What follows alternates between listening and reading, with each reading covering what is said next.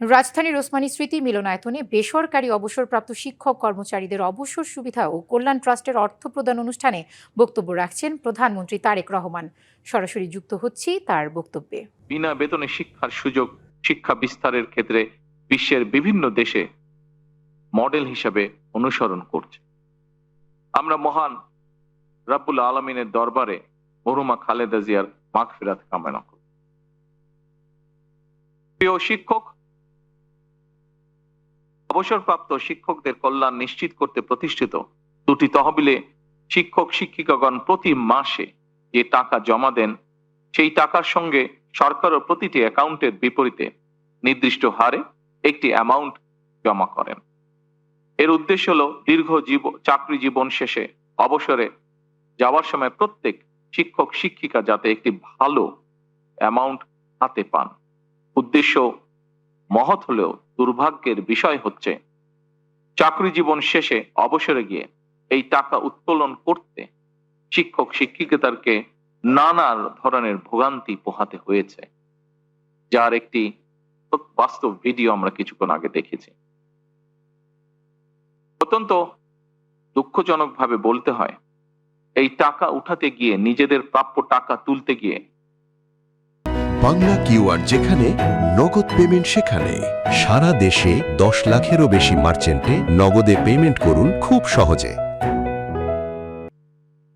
তাদেরকে ঘুষ দেওয়ার অলিখিত নিয়মও পালন করতে হয়েছে বা বাধ্য হয়ে করতে হয়েছে। এই বাস্তবতায় আজ আমরা শিক্ষক শিক্ষিকাদের কোন রকম ভোগান্তি ছাড়াই অনলাইনে তাদের প্রাপ্য টাকা যার যার ব্যাংক অ্যাকাউন্টে পাঠিয়ে দিতে সক্ষম হয়েছে। তার জন্য আমি আল্লাহ রাব্বুল আলামিনের দরবারে হাজারো শুকরিয়া আদায় করছি।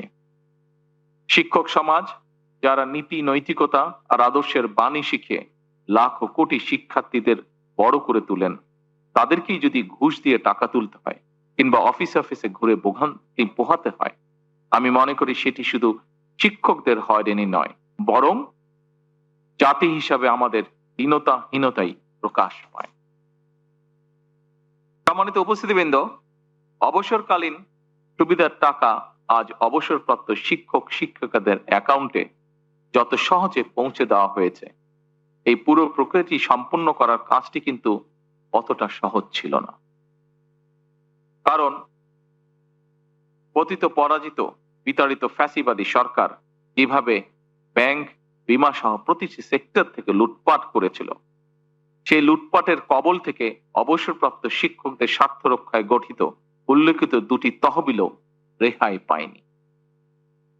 জাল ইন্ডেক্স তৈরি, লুটপাটের সুযোগ তৈরি করতে শিক্ষকদের কল্যাণ তহবিল থেকে অর্থ দুর্বল ব্যাংকে সরিয়ে নেওয়া এবং প্রযুক্তিগত অবকাঠামোকে ধ্বংস করার মাধ্যমে এই তহবিল দুটিকে প্রায় দেউলিয়া করে ফেলা হয়েছিল। ফলে যে শিক্ষকগণ সারা জীবন শিক্ষার আলো ছড়াতে নিজেদের জীবনের সোনালী সময় পার করে দিয়েছেন, জীবনের এই প্রান্তে এসে তাদের চরম আর্থিক অনিশ্চয়তার মুখোমুখি হতে হয়েছে। ফ্যাসিবাদী চক্রের লুটপাটের কারণে অবসরপ্রাপ্ত শিক্ষক শিক্ষিকাগণ 2022 সাল থেকে এই তহবিল হতে কোনো টাকাই পাচ্ছিলেন না। বর্তমান সরকার রাষ্ট্র পরিচালনার দায়িত্বে আসার পর অবসরপ্রাপ্ত শিক্ষক শিক্ষিকাদেরকে অবসরকালীন সুবিধার টাকা দেওয়ার সিদ্ধান্ত গ্রহণ করে, কিন্তু দেখা যায় এই ফান্ডে পর্যাপ্ত অর্থের সংস্থান নেই।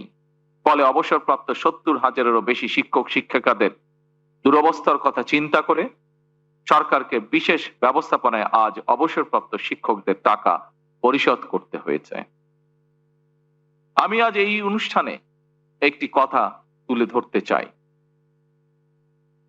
যতদিন আপনাদের নির্বাচিত বর্তমান সরকার রাষ্ট্র পরিচালনার দায়িত্বে থাকবে, ইনশাল্লাহ আমাদের সর্বোচ্চ প্রচেষ্টা থাকবে অবসরকালীন সুবিধার টাকা পেতে আপনাদেরকে আর অফিসে ঘুরতে হবে না। আমাদের সর্বোচ্চ চেষ্টা থাকবে ইনশাল্লাহ আর কোনো ভোগান্তি আপনাদেরকে পোহাতে হবে না। এই সংক্রান্ত বিষয় আমাদের সর্বোচ্চ চেষ্টা থাকবে ইনশাল্লাহ আর কোনো মধ্যস্বত্ব